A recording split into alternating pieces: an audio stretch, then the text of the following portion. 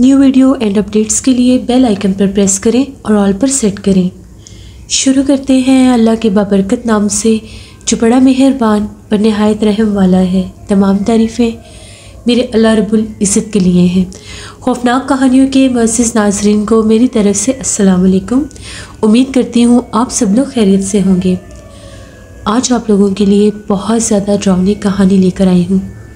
ऐसी दहशतनाक कहानी जिसे सुनकर आपको डर तो ज़रूर लगेगा।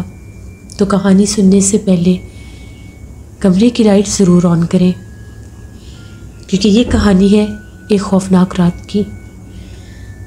ये कहानी मेरे साथ शेयर कर रही हैं ज़ुनैरा हैदराबाद से। ज़ुनैरा कहती हैं, मैं हैदराबाद के एक पुराने इलाके की रहने वाली हूँ। ये कहानी आज से 4 साल पुरानी है। सर्दियों की ही रात थी। 12:30 पौने 1 बजे का टाइम था। सब घर वाले सो चुके थे। मेरी भाभी भी किचन में ही थी। वो बच्चों के लिए दूध बना रही थी। तो मैं भी अपने कमरे से निकलकर उनके पास किचन में आ गई और मैंने उन्हें ये कहा कि भाभी बाहर बहुत ठंड हो रही है, मेरा तो चाय पीने को दिल चाह रहा है। तो भाभी हंसने लगी और मुझे ये कहने लगी कि ठीक है, तुम चाय बना लो। वो बच्चों के लिए दूध बनाकर कमरे में चली गई और मैंने अपने लिए चाय बनाई। अम्मी सो चुकी थी। मैं चाय का कप लेकर कमरे में जाती तो मुझे लाइट ऑन करनी पड़नी थी, क्योंकि अम्मी मेरे वाले कमरे में ही सो रही थी। मैं ठंड के उस मौसम को मज़ीद एंजॉय करने के लिए अपने घर के टेरेस पर चली गई। कभी कभी मैं रात वक्त वहाँ पर वॉक कर लिया करती थी, लेकिन हर 9:30-10 बजे तक। ये मेरी ज़िंदगी का पहला एक्सपीरियंस था जब मैं रात पौने 1 बजे या 1 बजे के करीब छत पर गई। बहुत सख्त सर्दी थी, ठंडी हवाएं भी चल रही थी और कुछ थोड़ी बहुत धुंध भी थी। मैं जाकर टेरेस में खड़ी हो गई। पूरी गली सुनसान थी, सन्नाटा था।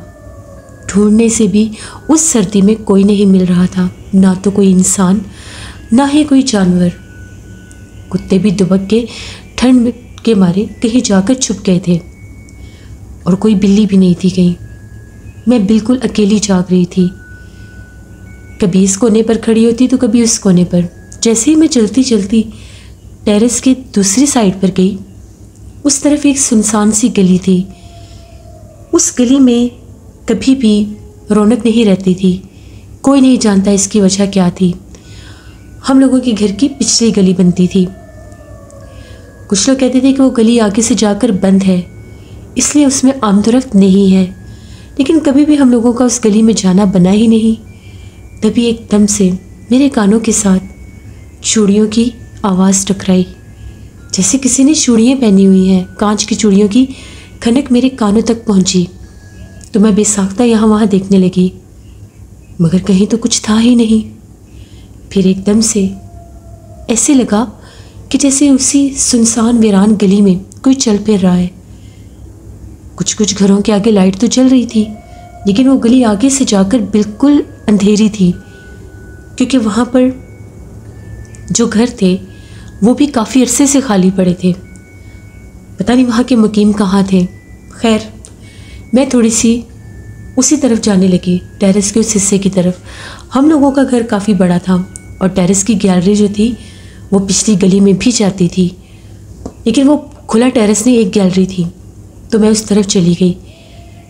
जो मंजर मैंने वहाँ पर जाकर देखा, आंखों पर यकीन ही नहीं आ रहा था। मैंने ये देखा कि जिस तरह से कोई औरत खड़ी है, सफ़ेद लिबास पहने, और उसके हाथ में जिस तरह से कोई रोशनी भी है, क्योंकि अंधेरे में रोशनी नज़र आ रही थी और उसका लिबास भी नज़र आ रहा था। चेहरा भी नज़र नहीं आ रहा था। मुझे लगा कि शायद जो बंद मकान है वहाँ से कोई होगा, शायद वहाँ पर कोई रहता हो, लाइट का कोई इशू होगा। मैं चाय लिए वहीं पर खड़ी रही। टाइम का भी आइडिया नहीं हुआ। इसी दो में पता ही नहीं चला, टाइम भी कहीं 1:30 पौने 2 बजे का हो गया। घर के किसी फ़र्द को नहीं पता था कि मैं इतनी रात को ऊपर टेरेस पर हूँ और चाय पी रही हूँ। मैं उसको देखती ही जा रही थी। एकदम से शायद वो अपना आप मेरे ऊपर जाहिर करना चाहती थी। उसने वो लालटेन या लाइट जो भी थी दूर से वो एक कदीम पुराने ज़माने की लालटेन लग रही थी। दिखाती दिखाती उसने मुझे पूरा अपना वजूद दिखाया, सफ़ेद लिबास। करते करते जैसे वो लालटेन उसके चेहरे के पास गई तो मेरी तो जान ही निकल गई। बहुत बदनुमा काले रंग का चेहरा और उसके ऊपर बहुत बड़ी बड़ी सफ़ेद आंखें। इतनी खौफनाक आंखों वाली औरत मैंने पहले कभी नहीं देखी। यकीनन वो कोई इंसान नहीं थी, क्योंकि किसी इंसान की आंखें इस तरह से सफ़ेद कैसे हो सकती हैं। मैं गौर करके उसे देखने लग गई। बहुत डर लग रहा था। तभी वो चलती चलती बिल्कुल हम लोगों के घर के करीब आ गई। वो एक पिछल पैरी थी, उसके पैर उल्टे थे, क्योंकि वो चल तो आगे की तरफ रही थी लेकिन उसके पाँव का पूरा पंजा पिछली तरफ था। आगे एक काले रंग की एड़ी थी, बहुत खौफनाक, जिस तरह से कोई हड्डी निकली हुई है। इतना भयानक रूप मैंने कभी नहीं देखा। मेरे हाथ से चाय का कप गिर गया, शायद गली में ही गिरा था। मैं चीखें मारती हुई नीचे भागी। इतनी खौफजदा थी कि हलक से आवाज़ नहीं निकल रही थी, लेकिन शायद मैंने एक दो चीखें भी मारी। बड़ी तेज़ी से धड़कते दिल के साथ अपने कमरे में पहुंची। थर थर काँप रही थी। एकदम से जाकर मैं खौफ के मारे जल्दी से अपने बिस्तर पर लेट गई। शायद मैं उस वक्त भी थर थर काँप रही थी और मुझे अपनी आंखों पर यकीन ही नहीं हो रहा था। उसी टाइम हम लोगों के गेट पर बेल बजने लग गई। बहुत ज़ोर ज़ोर से कोई बेल बजा रहा था। मैं तो पहले ही डरी हुई थी। अम्मी की आँख खुल गई तो मैं काँप रही थी। अम्मी ने मुझे हाथ लगाया। अम्मी ने कहा कि क्या हुआ है तुम्हें, तुम इस तरह से काँप क्यों रही हो। इतने में मेरे भाई कमरे से बाहर निकले कि कौन है बाहर। मैंने चीख मार दी तो मेरे भाई डर गए, पता नहीं क्या हो गया है। वो हम लोगों के कमरे की तरफ भागे। मैं बोलना चाह रही थी, मुझसे नहीं बोला जा रहा था। मेरा पूरा चेहरा ऐसे था जैसे मेरे अंदर खून का एक कतरा नहीं है। अम्मी डर गई कि शायद इसको कोई अटैक आया है या इसने कोई ख्वाब देख लिया है। जल्दी से भाई किचन में गए और पानी लेकर आए। बाहर बेल मुसलसल बज रही थी। अम्मी ने कहा बाहर तो जाकर देखो। मेरे में हिम्मत नहीं थी कि मैं उनको रोक सकती। भाई चले गए। भाई ने जाकर दरवाज़ा खोला, बाहर कोई भी नहीं था। भाई गुस्से से बोलते हुए आए और कहने लगे बाहर कोई भी नहीं है, पता नहीं कौन बेल बजा रहा था इतनी रात को। और उसने तो जैसे बेल पर हाथ ही रख लिया था। जैसे ही मैंने पूछा कोई आवाज़ नहीं आई और मैंने दरवाज़ा खोल दिया तो बाहर कोई भी नहीं था। मेरे पास आए और कहने लगे इसको डॉक्टर के पास ले जाते हैं। मैं अभी भी काँप रही थी। मेरी भाभी आ गई और वो ये कहने लगी ये तो बिल्कुल ठीक थी, अभी इसने मेरे सामने चाय बनाई है। थोड़ी देर पहले ही अम्मी ने मेरे ऊपर दम किया। मेरे हाथ बिल्कुल पीछे की तरफ फोल्ड हो चुके थे। ना मैं बोल सकती थी, ना ही मेरे जिस्म के ऊपर कोई कंट्रोल था। सब मेरे हाथ पांव दबाने लग गए, मेरे कंधे दबाने लग गए। पानी का घूंट मेरे मुंह में डाला। तकरीबन 1 घंटे के बाद मेरा बॉडी टेम्परेचर नॉर्मल होने लग गया। मेरी अम्मी बताती हैं तुम इस हद तक ठंडी हो चुकी थी कि हम लोग डर गए थे कि पता नहीं इसको क्या हो जाएगा। मेरी भाई, भाभी, अम्मी, अब्बू भी जाग गए, सब वहीं पर थे। वो मेरे से पूछ रहे थे तो मैंने डरते डरते बताना शुरू किया और मैंने भाई को ये कहा कि ये बेल बजाने वाली भी वही थी। भाई ने पूछा कौन, तो मैंने कहा वो खौफनाक चेहरे वाली सफ़ेद आंखों वाली औरत, मैंने उसे देखा है। भाई ने कहा अम्मी इसने कोई ख्वाब तो नहीं देखा। मैंने कहा नहीं, मैं सच कह रही हूँ। चाय का कप भी गिरा है, सुबह जाकर आप लोग देख लेना, उसी गली में गिरा होगा। अम्मी ने उस वक्त मुझे कुछ नहीं कहा। वो भला मुझे कैसे डांटती, मेरी तो हालत ठीक नहीं थी। अम्मी ने फ़ौरन से वज़ू किया और मेरे पास बैठकर ऊंची आवाज़ में सूरत यासीन पढ़ने लग गई। जैसे अम्मी सूरत यासीन पढ़ती जा रही थी, मेरे कानों में वो आवाज़ जा रही थी तो मेरे जिस्म में जैसे जान पड़ने लग गई। पूरी सूरत यासीन जब अम्मी ने पढ़ी, अम्मी ने उस वक्त पानी दम करके मुझे दिया। वो पानी मैंने पिया तो मेरी कुछ हालत ठीक हुई। फिर भाई भाभी सोने चले गए क्योंकि बच्चे रो रहे थे। अब्बू मेरे पास ही बैठे हुए थे, वो भी नहीं जा रहे थे। अम्मी ने कहा कि आप सो जाएं, अब ये ठीक है। अम्मी फजर की अज़ान तक मेरे पास बैठी रहीं। कमरे की लाइट जल रही थी। मैं बार बार उसी टॉपिक पर बात कर रही थी और अम्मी मुझे मना कर रही थी। जब सब सोने चले गए, मैं नॉर्मल भी हो गई। अम्मी बार बार कह रही थी कि इसका जिक्र नहीं करते, बस छोड़ दो जो कुछ भी था। तभी एकदम से ऐसा महसूस हुआ कि हम लोगों की छत के ऊपर जो चारपाई है उसको किसी ने घसीटना शुरू कर दिया। वो आवाज़ बहुत वाज़ेह थी। सर्दियों में हम लोगों के टेरेस के ऊपर एक चारपाई रखी होती थी जिस पर धूप में हम लोग जाकर बैठते थे। उस चारपाई को पूरे छत के ऊपर कोई घसीट रहा था। अबू भागते हुए आए, भाई भागते हुए आए कि हम लोगों की छत पर कौन है। अम्मी ने कहा ऊपर मत जाना, ये जिस मखलूक को देख कर आई है वो हमें तंग कर रही है, क्योंकि उसने इसको देख लिया और ये मुसलसल उसको देख रही थी। इसने ये भी बताया है कि वो चलती चलती हम लोगों के घर के बाहर भी आई है। अम्मी ने भाई से कहा कि अपने कमरे में जाकर दरवाज़ा बंद कर लो, और अब्बू ड्राइंग रूम में सोते थे। अम्मी ने कहा कि आ जाओ, वहाँ मत सोएं, आप भी इधर हम लोगों के कमरे में ही सो जाएं, अकेले सोने की कोई ज़रूरत नहीं है। फिर अम्मी और अब्बू जो थे वो उसी कमरे में थे जिस कमरे में मैं थी। एक और भी साइड बेड था, अब्बू वहाँ पर लेट गए। बहुत डर लग रहा था। काफ़ी देर वो छत के ऊपर चारपाई को घसीटती रही। फजर की आज़ान हुई तो सब कुछ थम गया, जैसे वो मखलूक जा चुकी थी। अम्मी ने नमाज़ पढ़ी, अब्बू ने नमाज़ पढ़ी, भाई भी जाके, भाई मस्जिद में नमाज़ पढ़ने जाते थे, लेकिन आज अम्मी ने नहीं जाने दिया। अम्मी डरी हुई थी कि कहीं वो मखलूक हमला आवर ना हो जाए। भाई नमाज़ पढ़कर वापस आए तो कमरे में हम लोगों के, तो अम्मी ने कहा कि अब जाकर सो जाओ, सुबह देखते हैं कि क्या करना है। 7 बजे के करीब सब घर वाले जाग गए। भाई भागते हुए छत पर गए और भाई ने आकर ये बताया, अम्मी हम लोगों के छत के ऊपर बहुत लंबे पैरों के निशान लगे हुए हैं। वो पैरों के निशान ऐसे हैं जैसे गीले पानी के निशान हैं, लेकिन इतनी रात तक पानी गीला कैसे रह सकता है। और वो निशान सिर्फ आने के थे, जाने के नहीं थे। यानी वो जो भी मखलूक थी उसके आने के निशान थे हम लोगों की छत पर, उसी गैलरी की तरफ से निशान थे, लेकिन वापस जाने का कोई निशान नजर नहीं आ रहा था। अम्मी ने भी देखा, मैंने भी जाकर देखा, सब ने देखा। तो फिर जब वो हम लोग देखकर डर के, अम्मी ने दरवाज़ा बंद करवा दिया और कहा कि बच्चों को बिल्कुल ऊपर नहीं जाने देना। आप लोग यकीन नहीं करेंगे, हम लोगों की जो चारपाई थी उस मखलूक ने उस चारपाई को घसीट कर बिल्कुल छत के एक कोने में लगाया हुआ था, और ऐसे लग रहा था जिस तरह से चारपाई जगह जगह से जैसे वो टूटी हुई टेढ़ी मेढ़ी चारपाई होगी, बिल्कुल ठीक चारपाई। उस चारपाई की हालत देखकर सब डर गए। अम्मी ने ये कहा कि लगता है वो मखलूक हम लोगों के घर में है, क्योंकि उसके आने के पैरों के निशान हैं, जाने के नहीं। हम लोगों ने खैर छत का दरवाज़ा बंद कर दिया। मैं बहुत रो रही थी, मुझे बहुत डर लग रहा था कि ये सब क्या हो गया। मैं तो ये सोचकर ऊपर गई ही नहीं थी।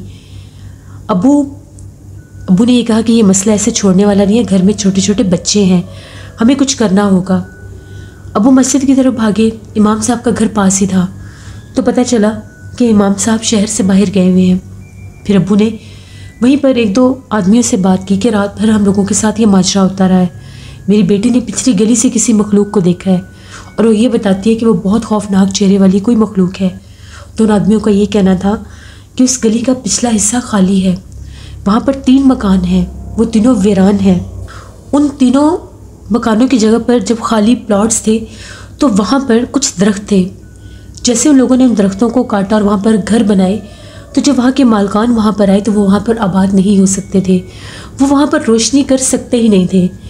जब भी वो लोग लाइट जलाते थे, रहने की कोशिश करते थे, तो उनका कोई जानी नुकसान हो जाता था।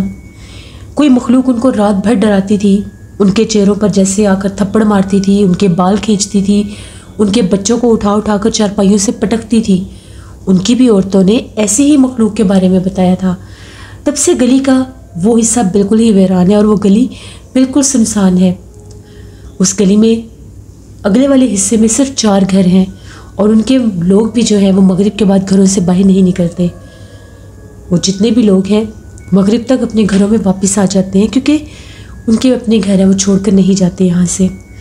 तो बेहतर यही है कि आप किसी आमिल को लेकर आएँ, क्योंकि इमाम साहब शायद इस मखलूक को रोक ना सके। इमाम साहब ने एक बार कोशिश भी की थी, तो उसी वक्त इमाम साहब के घर में नुकसान हो गया था।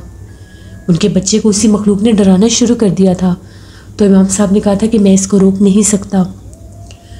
मेरे अब्बू ने अपने 1-2 दोस्तों से बात की, तो उनके एक दोस्त थे, वो जानते थे एक आमिल को सक्खर से, तो उन्होंने कहा कि उनको बुलाना होगा। उनसे रब्ता किया और बाकायदा उनको लेकर आए। अगले दिन वो आमिल हम लोगों के घर आ गए। आमिल ने जाकर छत पर पैरों के निशान देखे, वो अभी भी ऐसे थे जैसे अभी भी वो गीले पैरों के निशान हैं।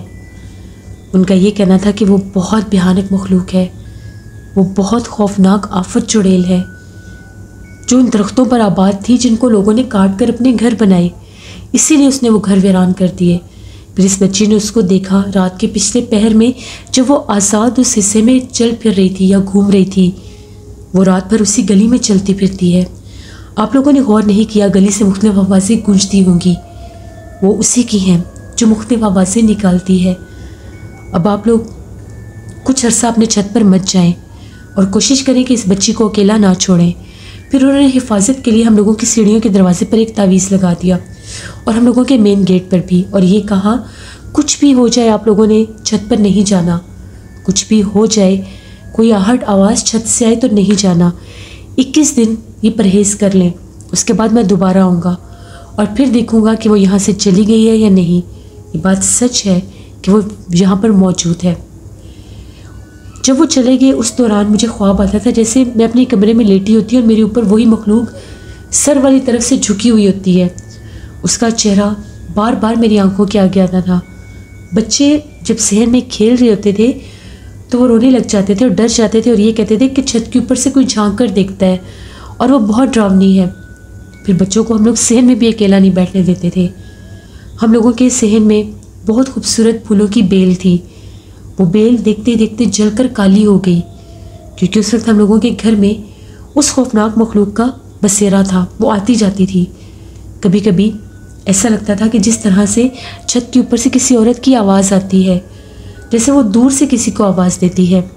एक दोपहर की बात है, हम लोग सारे बरामदे में बैठे थे, सर्दियाँ थी, छत पर तो जा नहीं सकते थे और सहन में बैठने से भी डर लगता था। बाकायदा हम लोगों की सीढ़ियों से ऐसी आवाज़ आ रही थी जैसे सीढ़ियों में कोई झाड़ू लगा रहा है।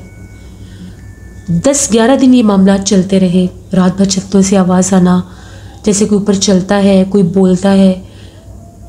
उसके बाद जैसे 10-11 दिन गुजरे, मामलात कम होने लगे, कम होते होते बहुत कम हो गए। 21वें दिन तक वो मुकम्मल तौर पर थम गए और वामिल हम लोगों के घर दोबारा आए, छत पर गए तो उन्होंने वहाँ पर कुछ तावीज़ात के पानी से पूरे छत को धुलवाया और ये कहा कि वो मखलूक यहाँ से चली गई है, लेकिन गलती से भी ये लड़की कभी इस पिछली गली में ना जाए, वरना वो मखलूक अगर इसके ऊपर हावी हो गई, इसके ऊपर उसने अगर बसेरा कर लिया तो इसको कभी नहीं छोड़ेगी। हम लोग इतने डरे। हम लोग उस घर में तकरीबन 8-9 साल से आबाद थे। फिर हम लोगों ने वो घर छोड़ दिया क्योंकि हम लोग रेंट पर रहते थे। मेरे वाले हादसे के बाद तो वो घर बिल्कुल छोड़ दिया, उस इलाके में भी कभी नहीं गए। ये मेरी ज़िंदगी की कहानी थी जो मैंने आपके साथ शेयर की। बहुत शुक्रिया सुनहरा आपका। वैसे ये थी आज की खौफनाक कहानी। यकीनन आप लोगों को पसंद आई होगी। इंसान की ज़िंदगी में कभी कभी ऐसे मामलात हो जाते हैं जिनके बारे में वो सोच भी नहीं सकते। इसीलिए आधी रात को छतों पर नहीं जाना चाहिए, अपनी हिफाजत खुद करनी चाहिए, अकेले कभी भी मत जाएं। आयतल कुर्सी पढ़कर अपने ऊपर हिसार किया करें और अपना फीडबैक मुझे ज़रूर दें। आप लोगों को आज की खौफनाक कहानी कैसी लगी? आप लोग भी अपनी खौफनाक कहानी शेयर कर सकते हैं डिस्क्रिप्शन बॉक्स में दिए गए ईमेल आईडी nushinmir57@gmail.com पर। इसके अलावा आप लोग मुझे कमेंट बॉक्स में भी स्टोरी शेयर कर सकते हैं। हॉरर स्टोरीज उर्दू पर मैं 1 मिनट हॉरर स्टोरी अपलोड करती हूँ। जिस दिन मैं लॉन्ग स्टोरी अपलोड नहीं करती उनको विज़िट किया करें, बहुत हॉरर होती हैं। इंशाल्लाह कल आप लोगों के साथ फिर मुलाकात होगी किसी नई खौफनाक कहानी में। जहाँ रहें खुश रहें, अपना बहुत सा ख्याल रखिएगा। अपनी ढेरों दुआ में मुझे, मेरी फैमिली, मेरे पूरे पाकिस्तान को याद रखिएगा। Thank you for listening my stories. Stay blessed. Allah निगहबान।